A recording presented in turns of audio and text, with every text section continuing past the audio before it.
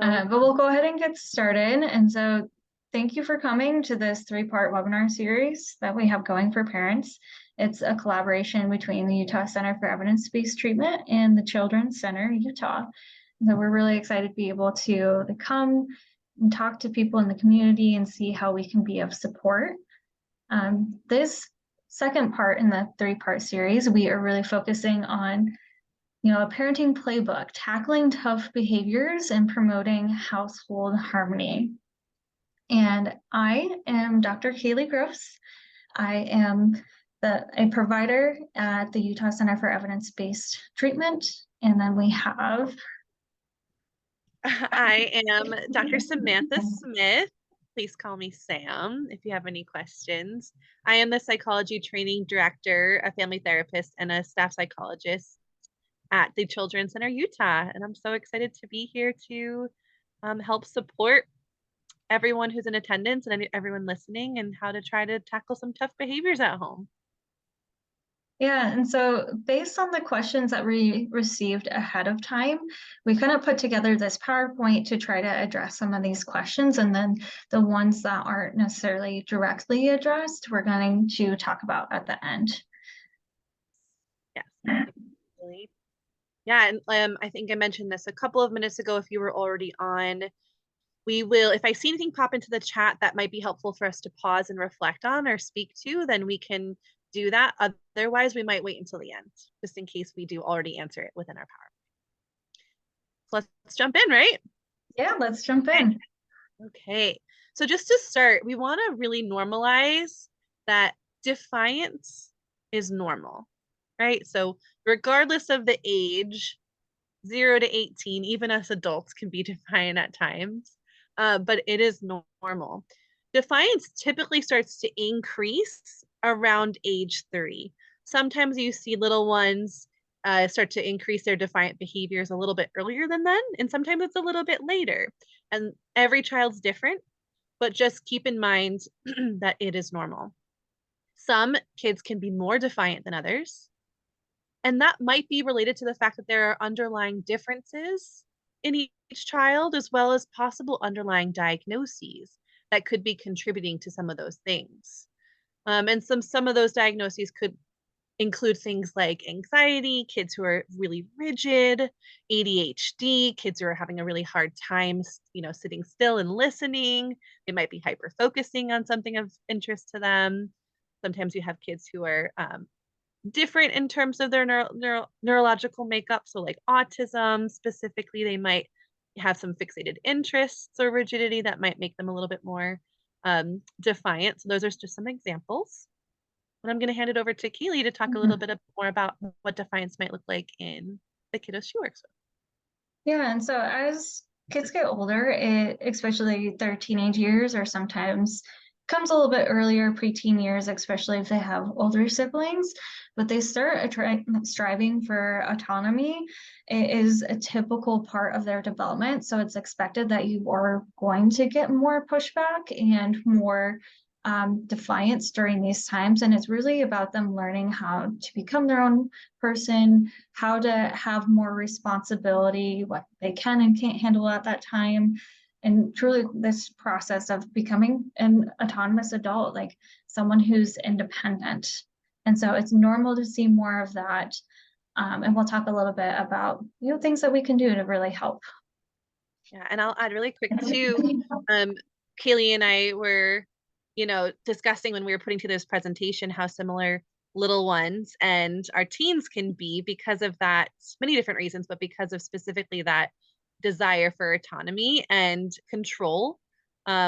Children, no matter what the age, don't often have a lot of control over what happens in their life. And so defiance can come out of that. And so you'll notice too, as we talk through some of these tools, that they're pretty similar across, the age span. It's just maybe how we approach it will be a little different. And there are some different tools that maybe we use with toddlers, but not with teens, that we'll go through as well.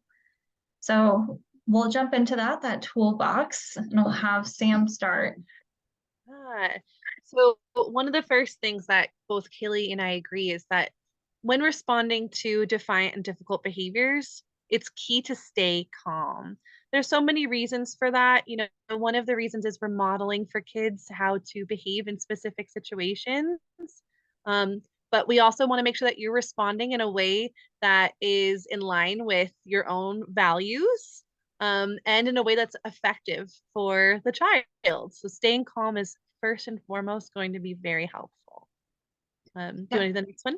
Yeah, and so validation is the next one. Like validation is a helpful thing across the age span too. Even with adults, it's fantastic because it helps them regulate their emotions. Like if we can name the emotion that the person is feeling, it helps them feel heard, it helps them feel seen, but it also helps them label the emotion. And so it's this first step in emotion regulation for a lot of people is naming the emotion.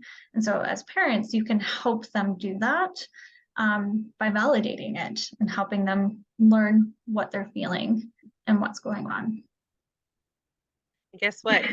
Kids are more likely to be compliant if they're regulated.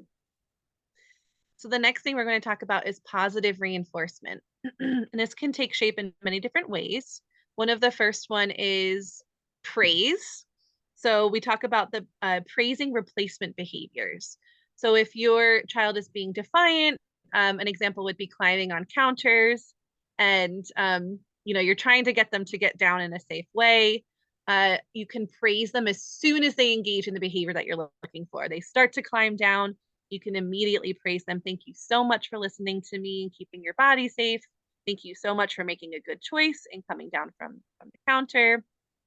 So we're praising that replacement behavior that you're looking for is something that's very effective with both young children, and it can also be effective with older kids too. Do you have anything to say about that, Kalee? Yeah, no, I think always, if we can, always going with the positive first.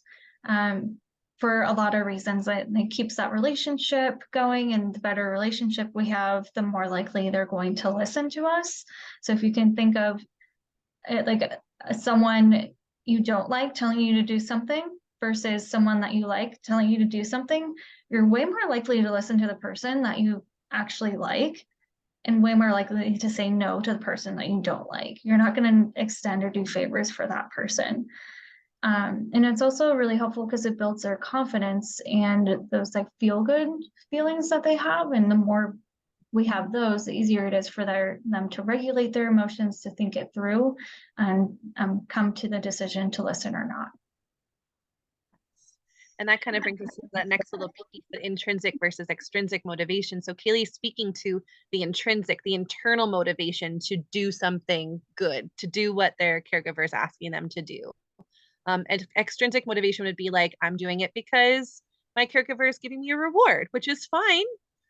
However, the difference would be long-term versus short-term effects. So kiddos are more likely to engage in long-term positive behaviors if they're intrinsically motivated to do something. So that means that positive praise, whether it's verbal or a thumbs up, a high five, a hug, versus that extrinsic motivation, which might be something like, and we'll talk a little bit more about this, but like a sticker chart or a piece of candy, things like that. Those aren't going to last, the effects aren't going to last as long. It might work in the moment, but it doesn't always last as long as the intrinsic. And it can be helpful to, if we are doing some of that extrinsic motivation, to pair it with that intrinsic motivation. So one example could be if they get a piece of candy for going, like using the potty, or they get a piece of candy for completing their math homework.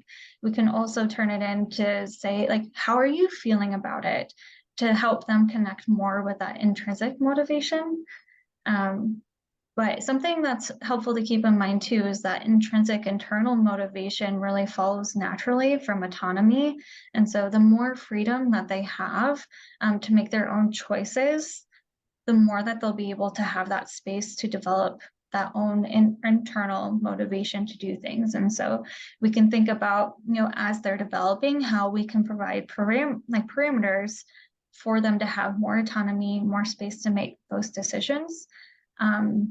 And thinking about for teenagers, it's helpful to have those kind of rules or things that give them some space to do it. And then once that's decided upon, ask if they need any support And if they don't need support, that's okay. Just let them have that space that you already agreed upon. And then if there's some consequences that happen from that, then that can be some, like natural consequences and learning that happens from it.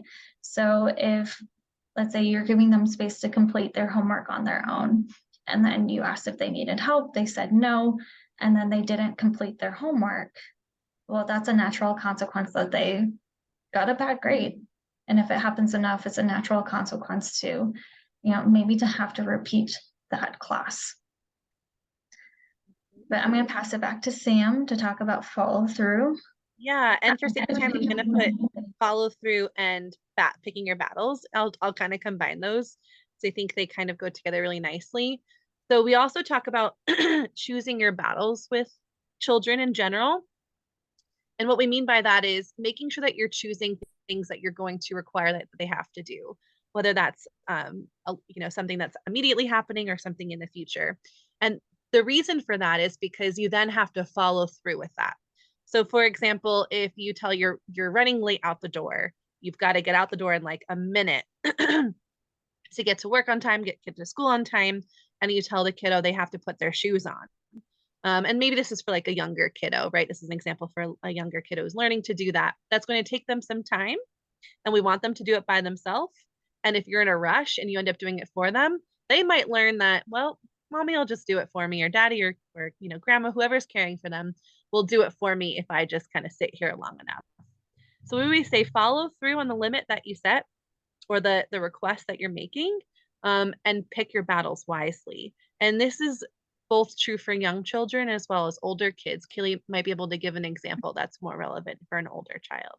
Yeah, so for older kids, let's say if it's related to chores, if you tell them, hey, you have to complete your chores before you can get your iPad, and then they don't complete their chores and they're begging you for the iPad, and then you give in, maybe because you're tired, you're frustrated, you don't have the energy to do it. Well, then they learn, I don't have to do my chores.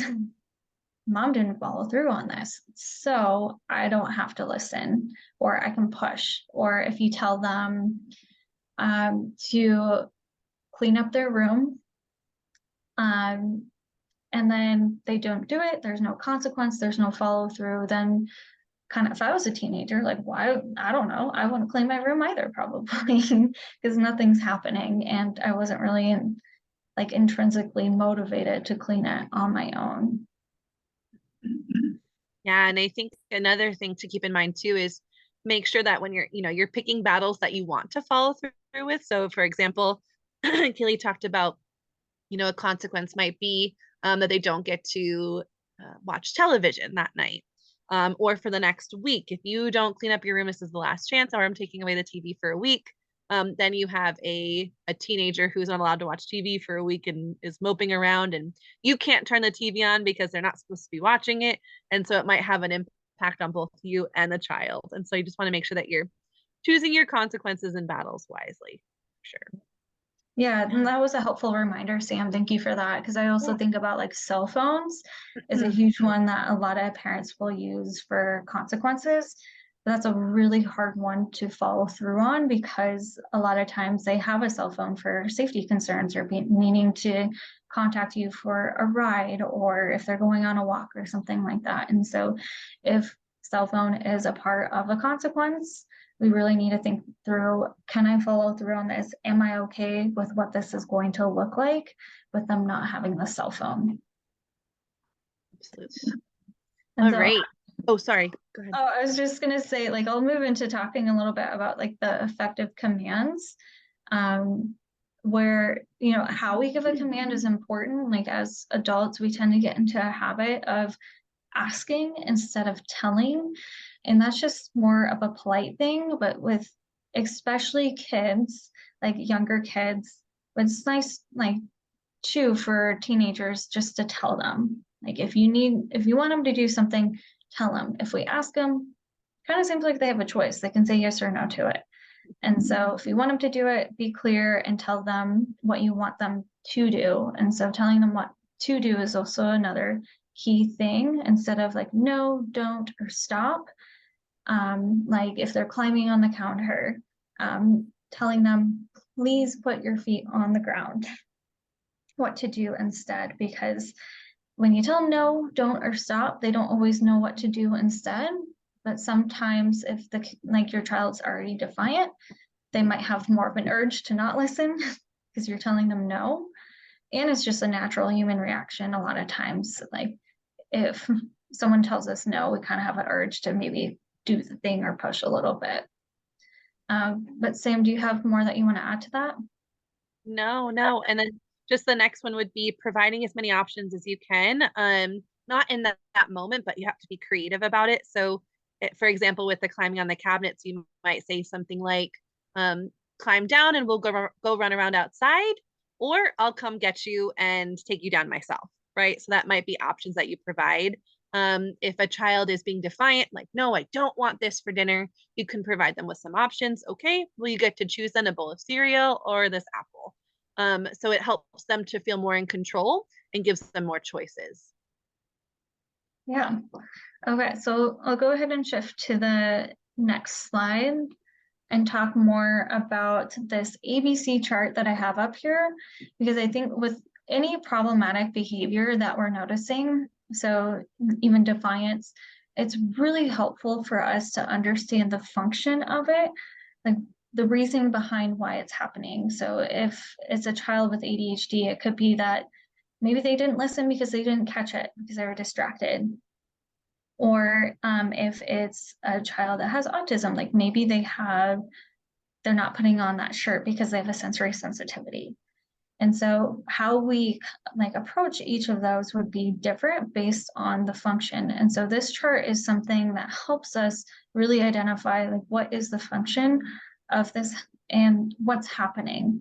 So we can, ABC stands for antecedent, kind of what happened before. So that's the second column there. The B is behavior, the behavior that we're really focusing on that is problematic. And then C is the consequence, what happened after. And so I have a couple of examples on here, but I'm going to talk about another example just to kind of like a short and sweet one. That is like what happened before. Annie and her mom were at the grocery store, and they were in the checkout line, and Annie asked for a piece of candy and mom said no.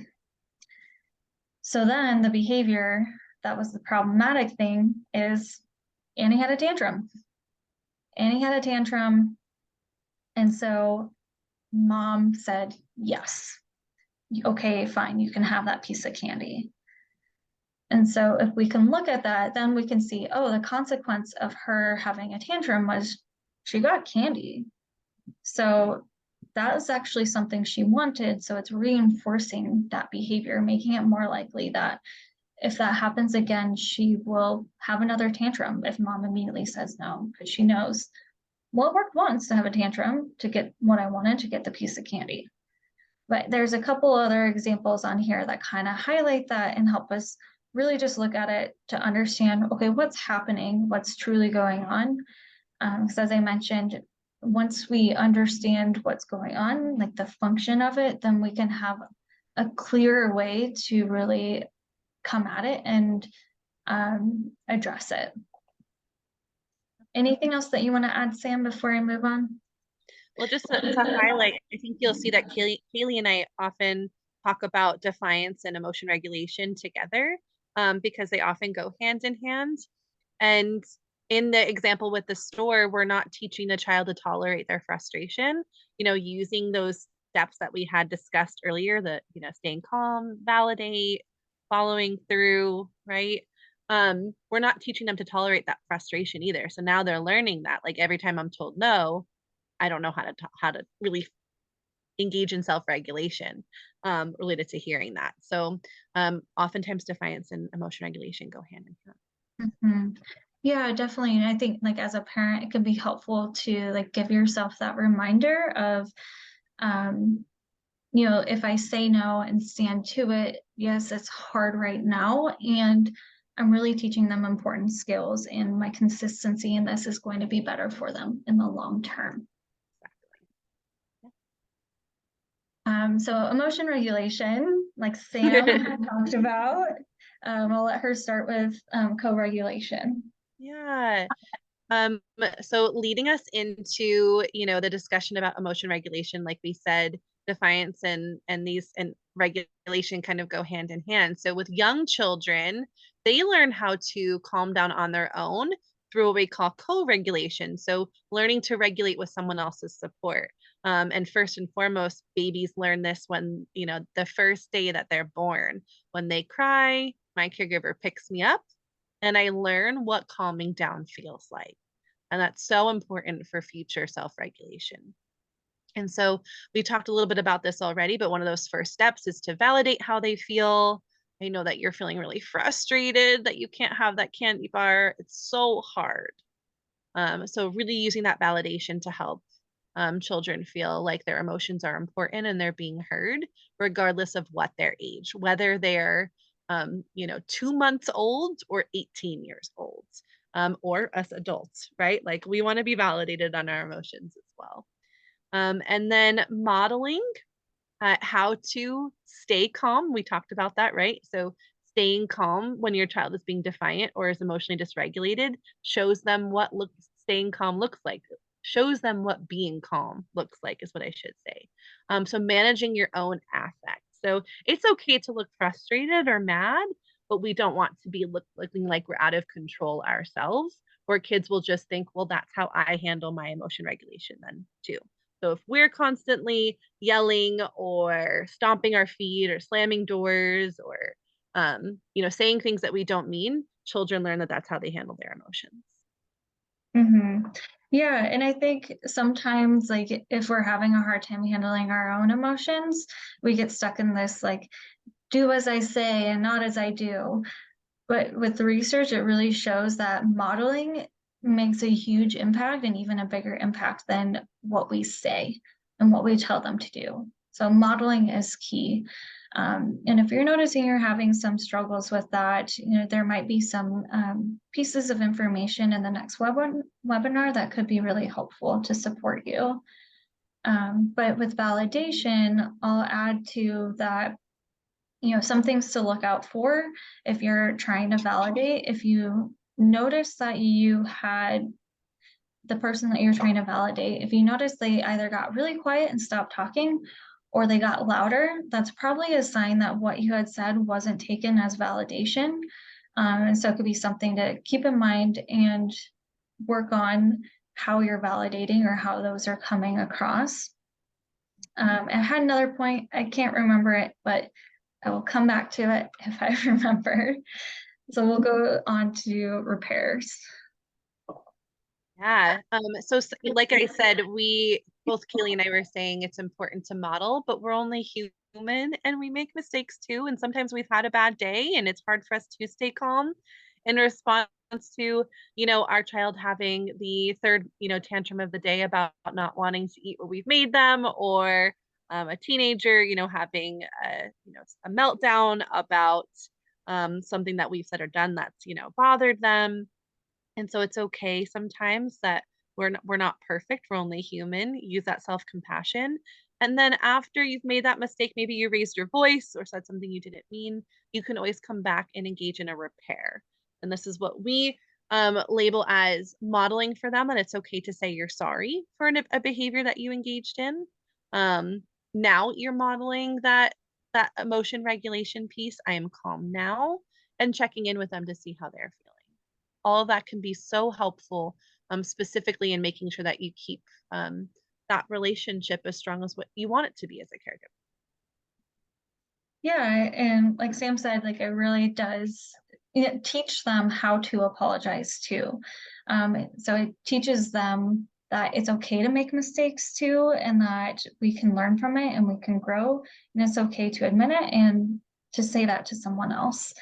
But another thing to keep in mind when apologizing is during the apology, trying to just make it short and simple and not having a bunch of explanations for the behavior in it. Because then if we have too many explanations for our behavior in it, it can really lose the point of the apology and make it seem like we're not actually apologizing. We're just explaining why we were angry. And so if you got frustrated because your child wasn't listening to you, and then they walked away and they started like yelling at them to get back here, like come here. And after you felt really bad about it, when we go to apologize, your apology will be better received if you come in and say, hey, you know what? I'm sorry that I yelled at you, and I will try to do better next time. I'm going to try to take a deep breath next time. And if you can think about just your own experiences of when you've been on the receiving end of someone saying, hey, like, I'm really sorry that I yelled at you. And I was so frustrated because you weren't listening to me. And then you started walking away. And this always happens. Like, the apology probably doesn't mean much to you at that point.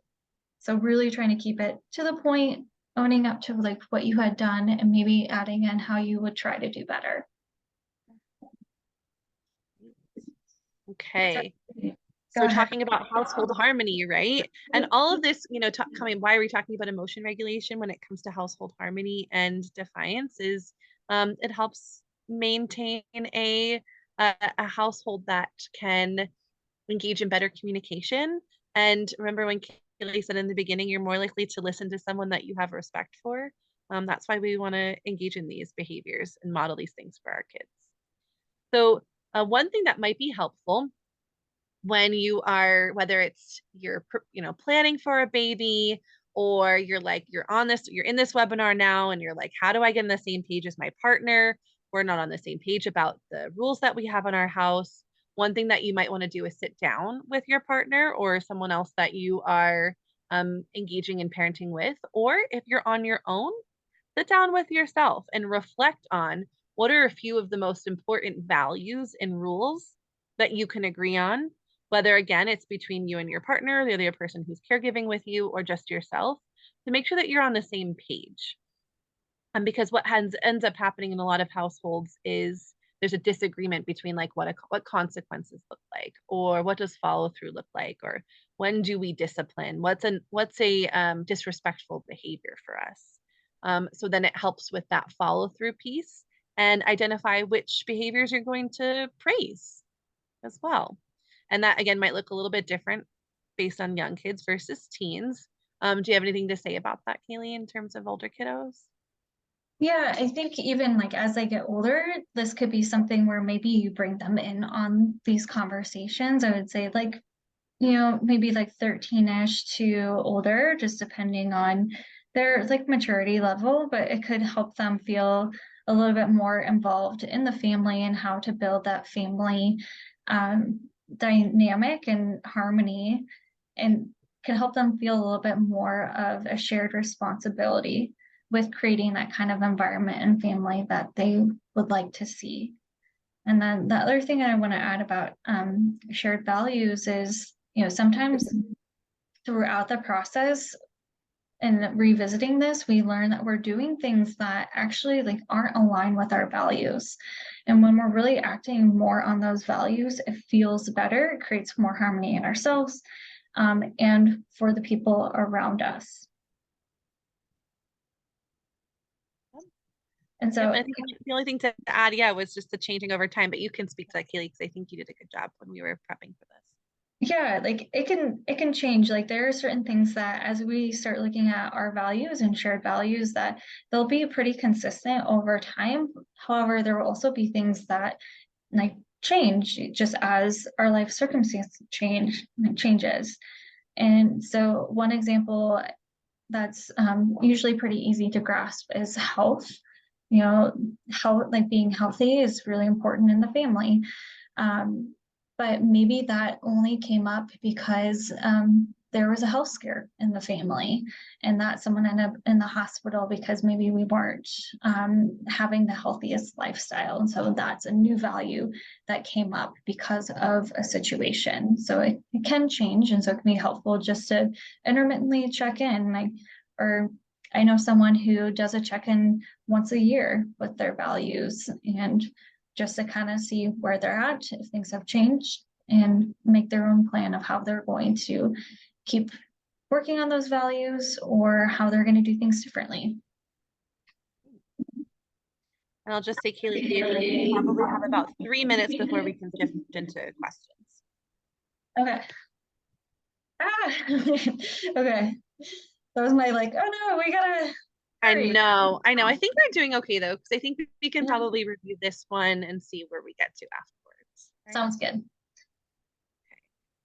So when we talk about tough behaviors with kiddos, one way to kind of improve those tough behaviors is to engage them in some skills that might improve their pro-social skills. So pro-social skills develop from infancy into early childhood.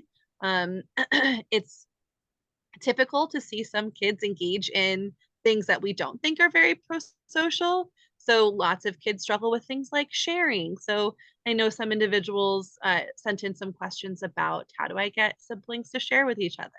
Um, it's very normal for young children to have a hard time with this. As kids start to get older, they start to learn that the kids they're going to school with might have different expectations of what's friendly and what's not friendly. And so reviewing those things with them can be really helpful. And a great thing about having siblings at home, I think, is they get to practice these pro-social skills with their family members. Engaging in those that modeling of apologizing is a great pro-social skill. And it's really important to keep in mind that young children don't have the ability to engage in what we call empathy. They engage in perspective taking. And so what we can do to help them identify these skills is do things like identify emotions in themselves and others.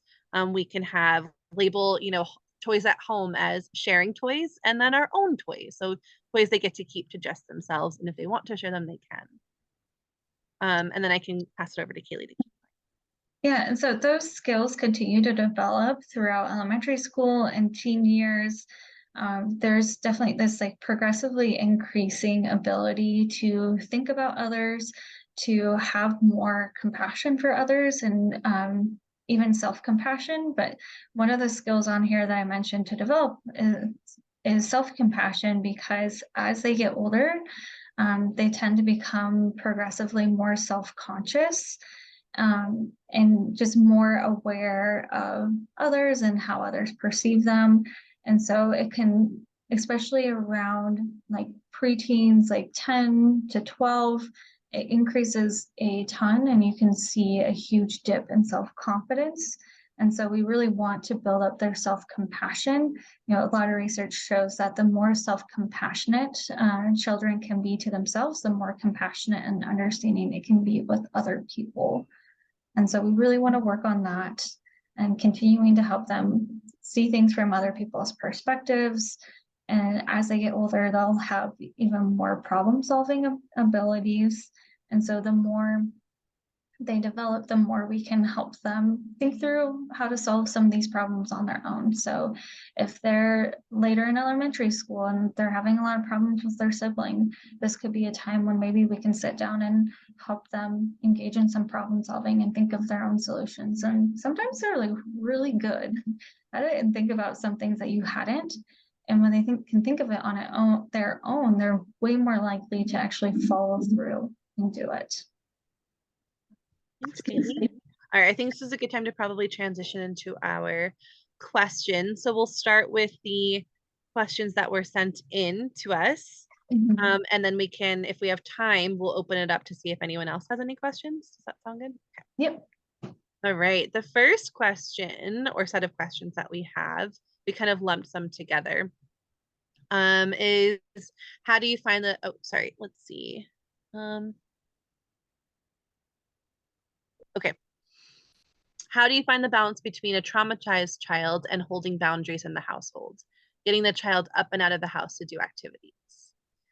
So I think I'll speak to kind of a little bit more general here, and then Kalee can be a little bit more specific because it depends on lots of different factors when we think of kiddos who have experienced adverse things. And so just keeping in mind that kiddos who have experienced trauma even more so than our kiddos who haven't, have the feeling that they have little to no control over things that have happened in their life and in their environment.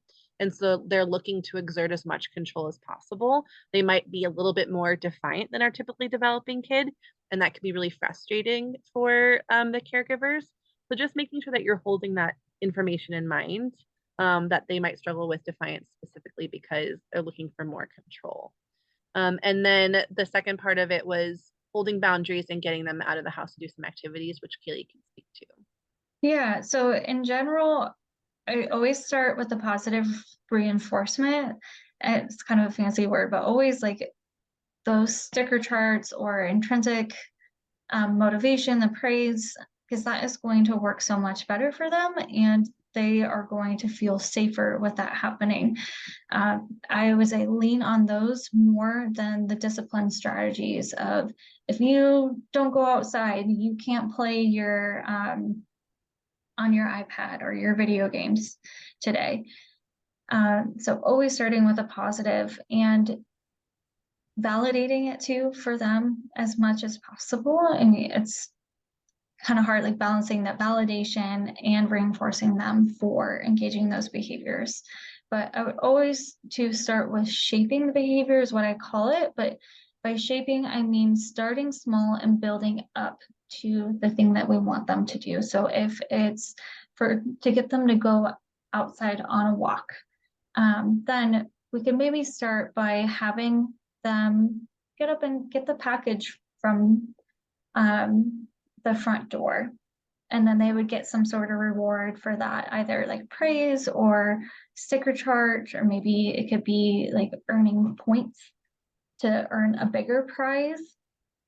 And that can help them get to that point where maybe we can get to that walk. So after they go and get the package from the front door, and you don't have to order packages all the time. You can kind of like place packages there and set it up.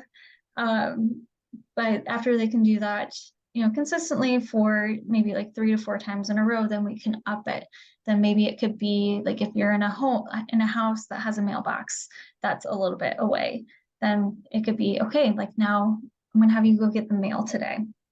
And just building up to that point where then we could go on that walk. And I want to just reflect before we move to the next question that it can be really hard to hold boundaries with kids who've experienced trauma. A lot of caregivers experience feelings of guilt or sadness, or anger for what the child has been through. But just remember that it's really important to hold those boundaries and limits with kids, especially those who've experienced trauma, because knowing what to expect is really helpful and important for them. So if there's not boundaries being held, and they don't know what the consequence or reward is for a behavior or doing something, if their environment's unpredictable, that can cause more distress. So keeping that in mind when you're struggling with that. Okay, the next question was related to siblings. We kind of touched on this a little bit. So what's the parent's role in decreasing sibling rivalry early on? How do I deal with sibling rivalry when they say mean things that stick? And how do I help my kids understand the importance of sibling relationships? So early on, I just want to again normalize that it is very normal for kids to struggle with sibling rivalry. It can depend on birth order.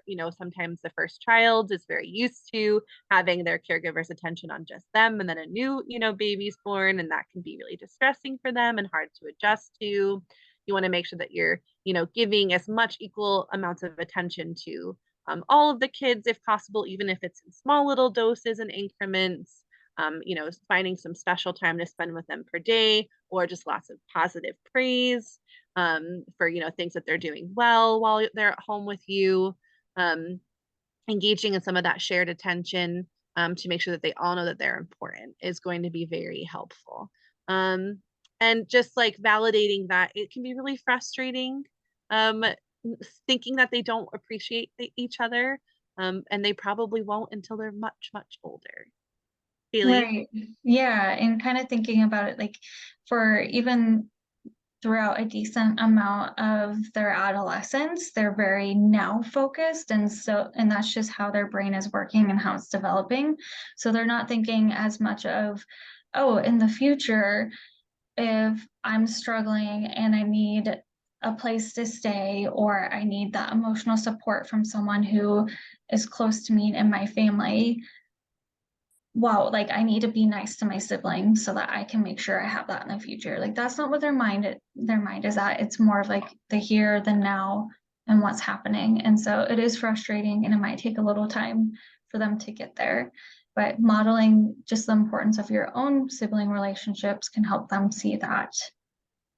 And then I'm gonna move on to the We next have like question. 2 questions, so we'll go through these fast. The next one, I Yeah. think, just yours. Yeah. So how to have kids do chores on their own without so much pushback. I get like under like having a reinforcer is really important for that. I mean, as an adult, I don't love doing chores. And I get something out of it. So I don't like having the dishes in the sink at night. And so it makes me feel better to not have them to do that. So I get something out of it. And so making sure we have some sort of reinforcement for them engaging in those behaviors. It could be an allowance, or it could be gaining a privilege by doing their chores. And it's more helpful if they're expected to do the chores first before they earn that thing. So if you do this chore, then you can have your 15 minutes of tablet time. Or if you do these chores, then you can go spend time with a friend. And then we can move on to the next question, number 4, or I guess you guys don't know the number, but navigating a dynamic with a child whose parents are separated and parents are very different for how they handle things in the household. So this is definitely a really challenging thing. And ideally, parents would be on the same page for how they handle things, just to give that consistency for the child to know what to expect. But I'll let Sam talk a little bit more about some ways has parents handle this. Yeah, this happens a lot with our little ones, especially when they're maybe first going through divorce or separation. So, um, goodbye routines and rituals can be really helpful, as along with using like a transition object. So, goodbye routine might be we engage in this routine every day right before the transition. So, we have a snack and then we watch a TV show together and cuddle. We get our shoes on and our coat on and pack our bag and we get ready to go. A ritual might be like a little handshake or a song that you sing together, maybe like a goodbye hug and kiss, done in a specific order can be really helpful. And then a transition object might be something that they can take with them from the other caregiver's home. So that way when they feel sad and they miss the other caregiver, they can kind of reflect and look back on that. It's really tough, I know, for a lot of caregivers being in agreement on these things. So if you need further support with this, I definitely recommend looking into treatment to try to help with this. And then for bedtime stalling was a question like what to do with bedtime stalling, and very strong preference for one parent in toddlerhood. Preferences can be normal during that time. And so it can be just for thinking about the bedtime stalling, just going back to that, following through, making sure that we're following through on what we said, providing options, and also praising for when they're doing what we want them to do. Another thing to keep in mind is to understand the function of the bedtime stalling. So I'd say it'd be helpful to use that ABC chart. Yes, definitely. And we already kind of reviewed tantrum behaviors, so I think we can probably skip that one really quick. And then move to how to handle tough behaviors when there are multiple children engaging in those behaviors. So something like what we call differential attention might be really helpful. So if there's one child who's not engaging in that negative behavior, really praising them for engaging in the positive behavior, or as soon as one child is even close to stopping engaging in the negative behavior, praising them for that, giving them lots of big attention, and like some kind of primary reinforcer, like a sticker or a little treat. And then also being the most interesting person in the room. So we are adults, we are creative. You can act like a monkey, sing a song really loud, start engaging in a game that's really fun to get their attention towards something different. If you're in a group setting and you're asking this question, the Children's Center Utah's consultation service might be really helpful. So you can seek more support about that through our website, as well as our early childhood and coaching consultation program. So coaches who come out to programs and help support with these skills. might be a good referral for you. And then I know we've got like, I know we're out of time, but Yeah, so I'll kind of quickly touch upon just to say, there was a question about how do I best support a teen who's failing in their classes, missing multiple class periods each week. That's something that I would recommend getting further support just from a clinic or like UCEBT or school. Well, and school. I think it's something that requires a lot more nuance than what we can cover in this seminar. And then the other question was about how do I handle my child's aggression when it triggers my own trauma. And so I think just tune into the next webinar. You might get some helpful ideas related to that. yep. And then here's some options of what to do, when to seek support. So remembering the ABCs. Your child might need some testing. Talk to your pediatrician about what might be helpful, and then seek some support through therapeutic services, occupational therapy, speech, etc. And pediatricians are often very good at helping families find support through those services. I think we're done. Yep. All right. Thanks so much, everybody, for attending. And I'm sorry we didn't get to questions from those who were in attendance here, but I feel like the questions we got were very relatable and hopefully it was helpful. Thanks for joining. Have a good night, everyone.